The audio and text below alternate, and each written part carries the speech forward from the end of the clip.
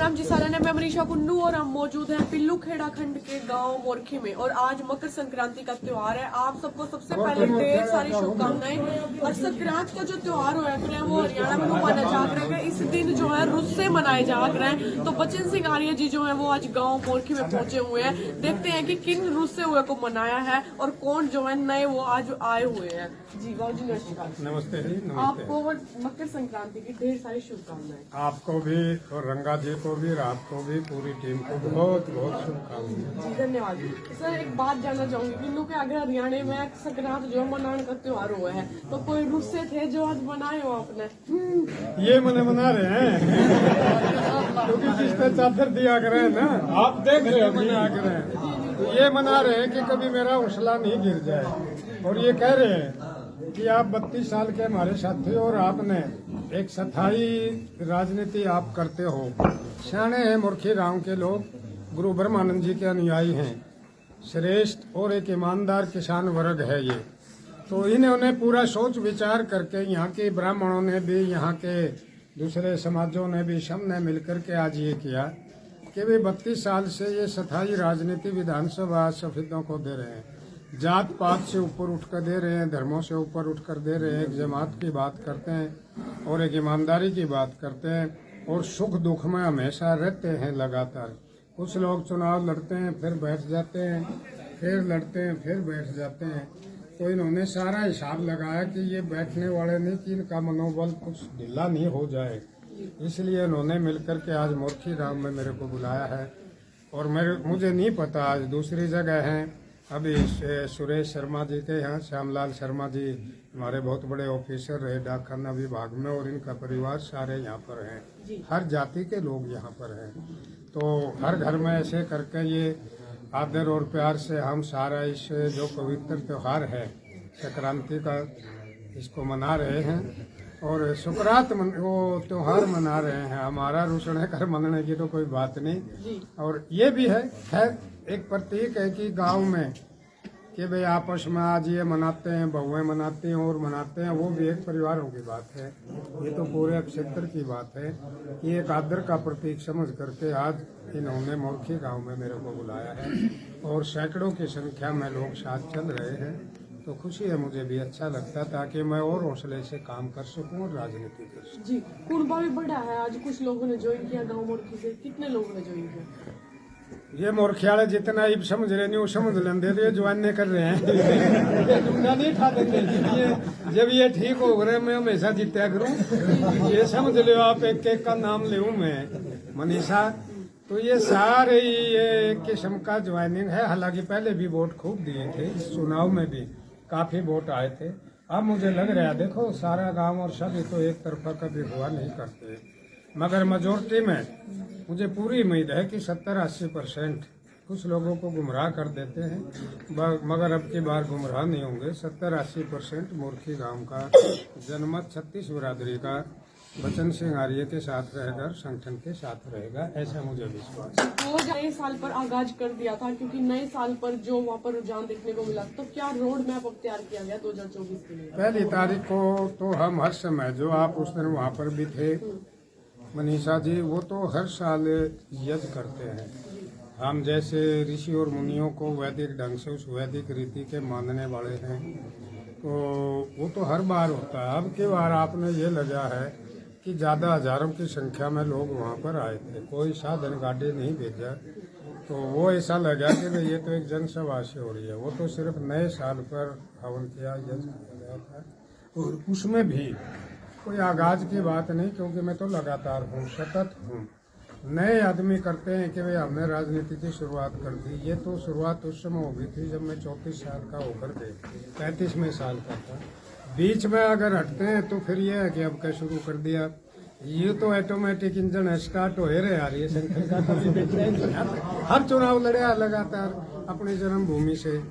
वो तो सिर्फ यज्ञ किया गया था। हम ऋषियों के मानने वाले हैं, भगवान परशुराम से लेकर के महर्षि दयानंद को, वाल्मीकि महाराज, रविदास महाराज, किस किस का नाम ले, बहुत संत है, गुरु ब्रह्मानंद जी को।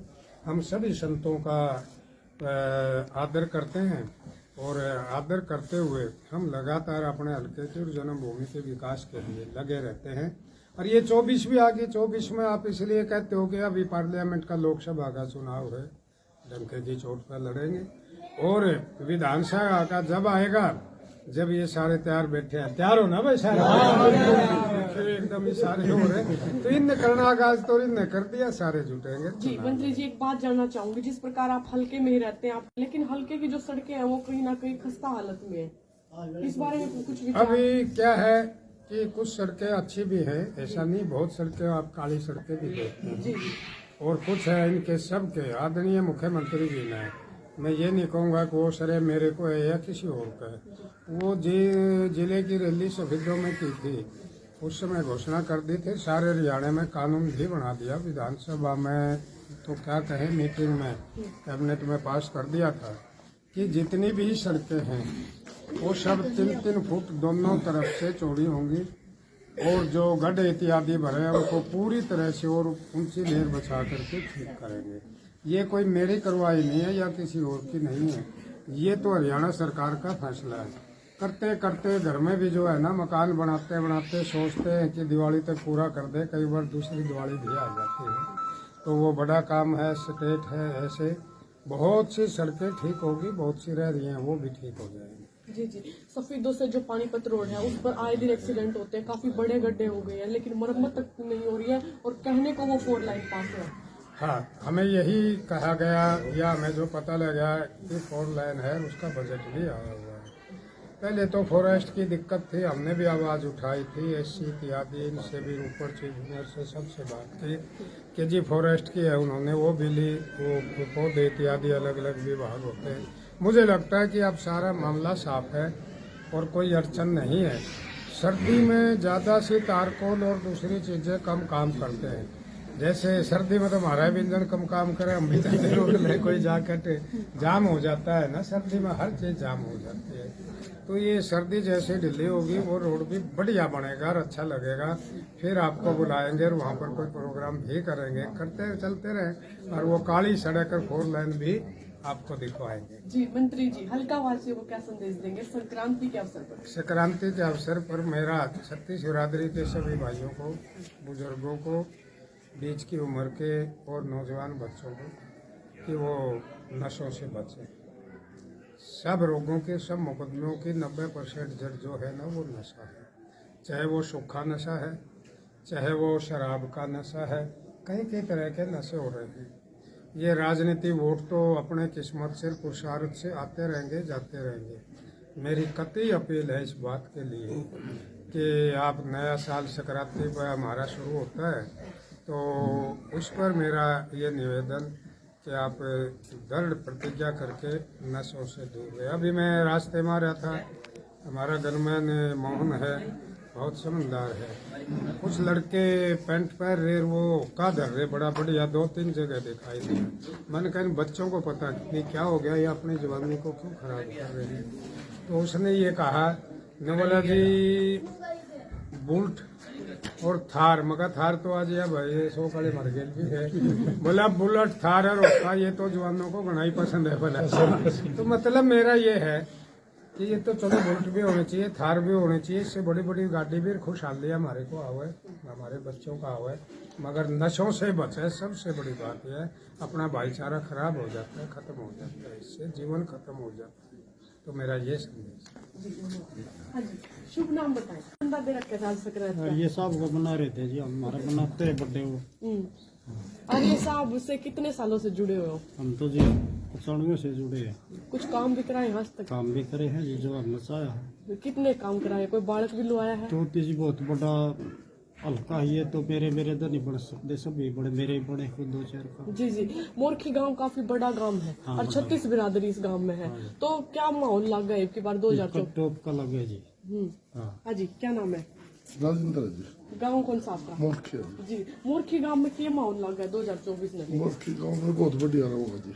किसका रहा होगा? मंत्री जी का जी। जी, पहले की बात करें तो पहली योजनाओं में जब मंत्री जी मंत्री रहे हैं, उन सालों में क्या मोरखी के लिए कुछ किया भी है? बहुत काम हुआ जी।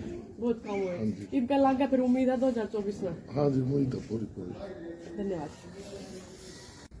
हाँ जी, के नाम है, कौन सा गाँव है? मोरखी गांव जी, आप पालेराम ड्रायर हूँ, मंदिर के पास अपना घर है।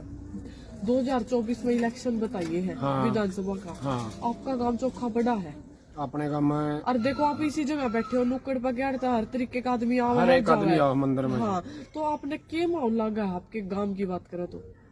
देखो जी मुकाबला चाहे कितने कैंडिडेट है जो बच्चन सिंघेला है ये बिल्कुल सच्चाई। इसी की खास बात है। इसमें खासियत है जी, सुन लो सारी हट गए बता क्या है। 30 आदमी के साथ खड़े गया नहीं वो, उसका साथ नहीं छोड़ेगा यू, उसने निकाल के लिया हुआ रे खड़े मत। बच्चन जी बरगा आदमी पाओ नहीं रहा जी।